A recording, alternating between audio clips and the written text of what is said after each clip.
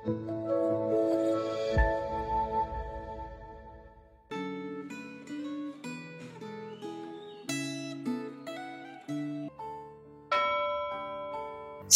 Bapak Ibu Saudara, hari ini kita akan belajar firman Tuhan dengan tema Membina dengan Kepedulian. Sebelum kita merenungkan firman Tuhan, mari kita berdoa. Tuhan, terima kasih atas hari baru dan kesempatan untuk datang kepadamu. Tolong kami dapat menenangkan hati dan fokus kepadamu. Kiranya Roh Kudus menuntun kami memahami firman-Mu dan memperbarui iman kami hari ini. Dalam nama Tuhan Yesus kami telah berdoa. Amin. Firman Tuhan hari ini terambil dari 1 Tesalonika 3, tetapi kita hanya akan membaca dari ayat 1, 2, 6, dan 7. Kami tidak dapat tahan lagi, karena itu kami mengambil keputusan untuk tinggal seorang diri di Athena.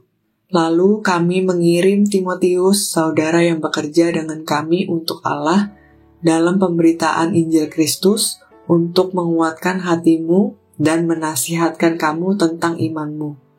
Tetapi sekarang setelah Timotius datang kembali dari kamu dan membawa kabar yang menggembirakan tentang imanmu dan kasihmu, dan bahwa kamu selalu menaruh kenang-kenangan yang baik akan kami dan ingin untuk berjumpa dengan kami, seperti kami juga ingin untuk berjumpa dengan kamu, maka kami juga, saudara-saudara, dalam segala kesesakan dan kesukaran kami, menjadi terhibur oleh kamu dan oleh imanmu. Kunci sukses dalam membina jemaat adalah adanya kepedulian. Walaupun harus meninggalkan pelayanan di kota Tesalonika, Rasul Paulus tetap peduli terhadap jemaat Tesalonika. Ia bukan hanya sekedar mengenang pelayanannya di sana, tetapi ia mendoakan jemaat Tesalonika secara rutin dan dengan sepenuh hati. Ia mengkhawatirkan kondisi jemaat yang mengalami kesusahan karena orang-orang Yahudi terus berusaha menggoyangkan iman mereka. Karena merasa gelisah sebelum mendapat kabar tentang kondisi jemaat Tesalonika saat sedang melayani di kota Athena, Rasul Paulus mengutus Timotius untuk menguatkan dan memberi dorongan kepada jemaat Tesalonika. Bagi Rasul Paulus, pelayanan terhadap jemaat Tesalonika bukan hanya sekedar tugas, melainkan beban dari dalam hati yang dilandasi kepedulian. Setelah Timotius kembali dan memberi laporan tentang iman dan kasih yang terpancar dalam kehidupan jemaat Tesalonika, barulah Rasul Paulus merasa tenang dan bersemangat. Kabar baik tentang jemaat Tesalonika merupakan sumber penghiburan yang membangkitkan semangat dan sukacita. Isi doa Rasul Paulus mencerminkan kepedulian terhadap jemaat Tesalonika. Siang malam kami berdoa dengan sungguh-sungguh supaya kita bertemu muka dengan muka dan menambahkan apa yang masih kurang pada imanmu. Doa itu memperlihatkan bahwa Rasul Paulus sungguh-sungguh peduli terhadap jemaat Tesalonika. Pembinaan terhadap orang Kristen baru selalu harus diawali dengan hati yang peduli.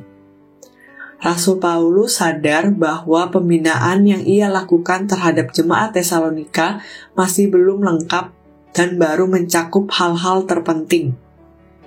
Oleh karena itu, ia ingin datang supaya bisa melihat kondisi jemaat secara langsung dan menambahkan apa yang masih kurang pada iman jemaat.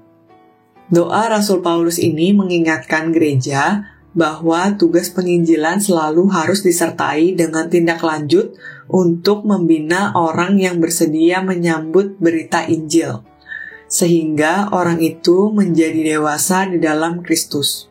Jelaslah bahwa tindak lanjut harus diwujudkan melalui pembinaan jangka panjang. Apakah Anda dan gereja Anda peduli terhadap perkembangan iman orang Kristen baru? Apakah gereja Anda memiliki program pendampingan untuk memastikan bahwa orang-orang yang hadir di dalam ibadah di gereja Anda bisa bertumbuh menjadi dewasa di dalam Kristus?